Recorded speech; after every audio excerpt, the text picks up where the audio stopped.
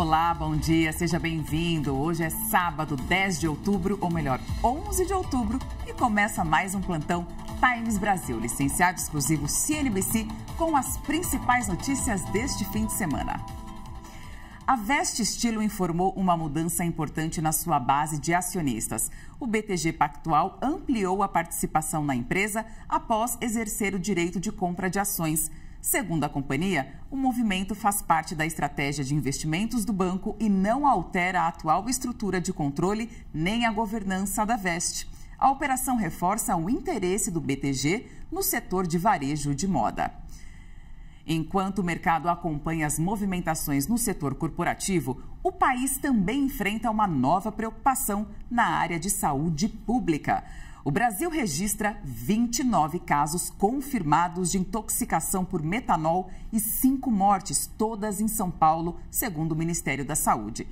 Há 217 ocorrências sob investigação e São Paulo lidera com 160 casos em análise.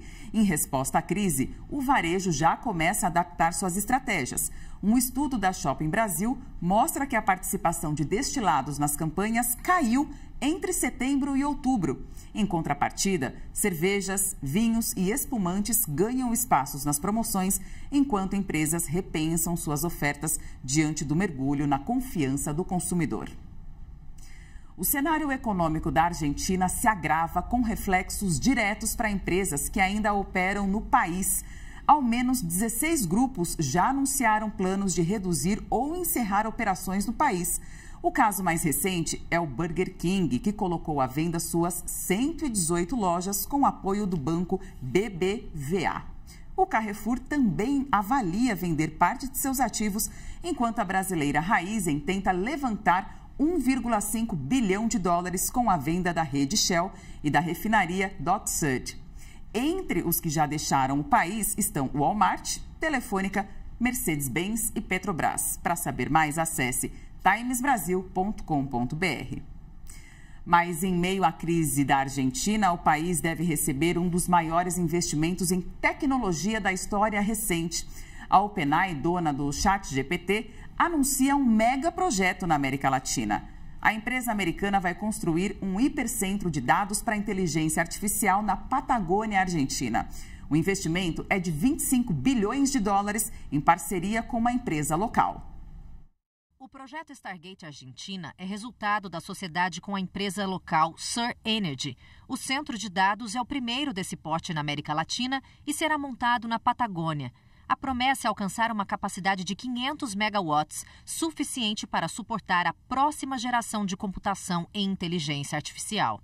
O investimento de 25 bilhões de dólares foi estimulado pela política de Milei de incentivar o capital estrangeiro com benefícios fiscais e jurídicos por 30 anos para setores estratégicos. Algumas horas atrás, a OpenAI, a mais importante empresa de inteligência artificial do mundo, anunciou a sua intenção de investir 25 bilhões de dólares no desenvolvimento de data centers no nosso país. Eles querem transformar a Argentina no terceiro centro de inteligência artificial do mundo. O projeto é parte de um plano mais amplo da OpenAI de 500 bilhões de dólares em megacentros de dados em diferentes países. A Big Tech ainda não informou a localização exata nem a data de início das obras, mas a presença na Argentina pode reposicionar a América Latina como hub de infraestrutura digital numa disputa que hoje é geopolítica. E o movimento de grandes grupos de tecnologia na América Latina não para por aí. O Brasil também se prepara para sediar um mega empreendimento digital. O governo confirmou que as obras do data center da ByteDance, dona do TikTok, começam em 6 meses em Caucaia, no Ceará. O investimento de 50 bilhões de reais foi anunciado pelo ministro de Minas e Energia, Alexandre Silveira, durante o Fórum Esfera.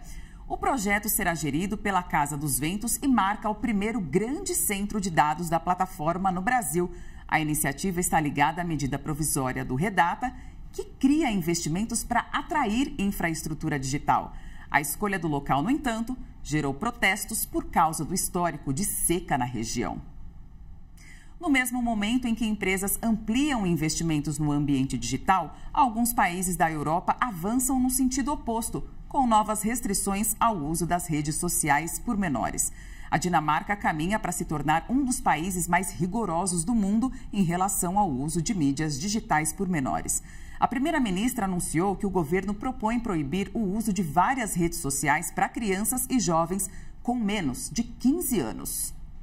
O projeto de lei, que será apresentado em uma data ainda não definida, indica que, em alguns casos, os jovens poderão utilizar redes a partir dos 13 anos, mas somente com autorização dos pais.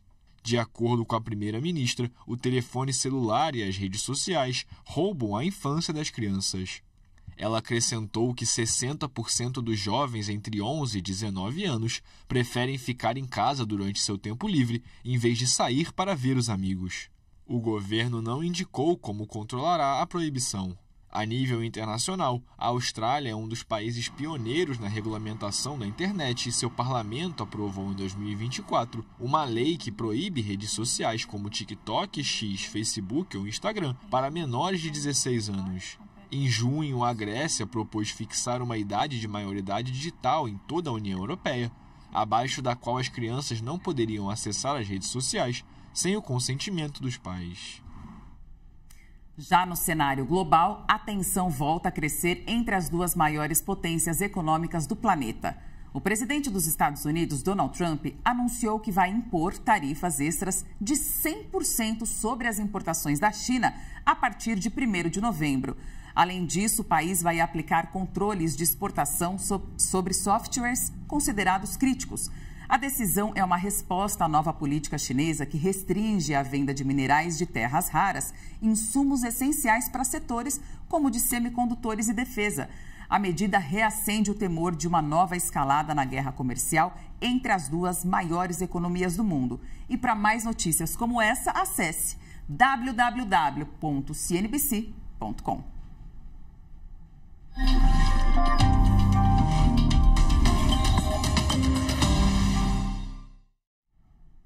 Em outro ponto do mapa, um grupo de mulheres decidiu cruzar o oceano com um propósito diferente, o de alertar para os impactos da crise climática.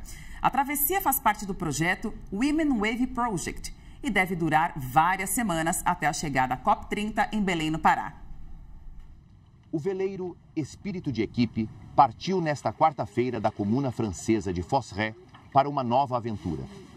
A tripulação, formada pela ativista ambiental francesa Camille Etienne e outras 5 militantes francesas e belgas, acompanhadas de 3 navegadoras, vai cruzar o Atlântico rumo à COP30, a Conferência Climática da ONU, que vai acontecer entre 10 e 21 de novembro em Belém do Pará.